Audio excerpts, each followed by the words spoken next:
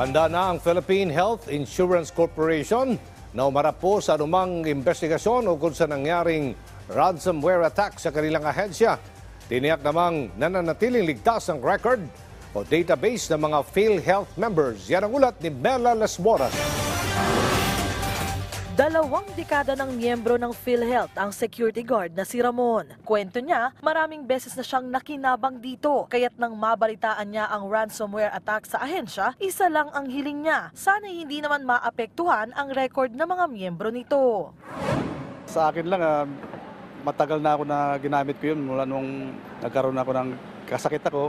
At lalo na sa hospital bill ko, ginamit ko. Gamit ko po sa mga pamilya ko at sa magulang ko. Para pawiin ang pangamba ng mga tulad ni Ramon, nanindigan ang pamunuan ng PhilHealth na nananatiling ligtas at intact ang kanilang database para sa PhilHealth members at walang dapat ipag-alala rito.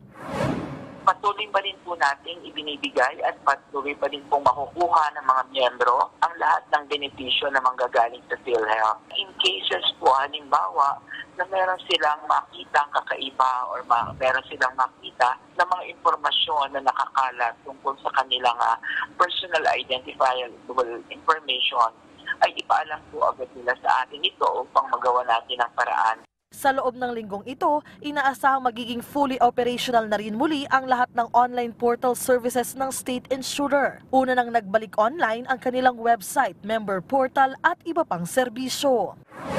Sa Kamara, isinusulong na maimbestigahan ang ransomware attack sa PhilHealth. Ayon kay Gabriela Party List Representative Arlene Brosas, nakababahala ang insidente at dapat ay matukoy agad kung sinong nasa likod nito.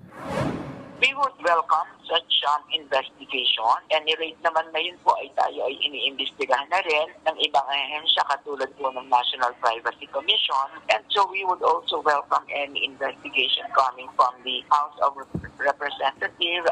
We will be going there and making our own statements po. Bahagi na ng buhay ng maraming Pilipino ang PhilHealth.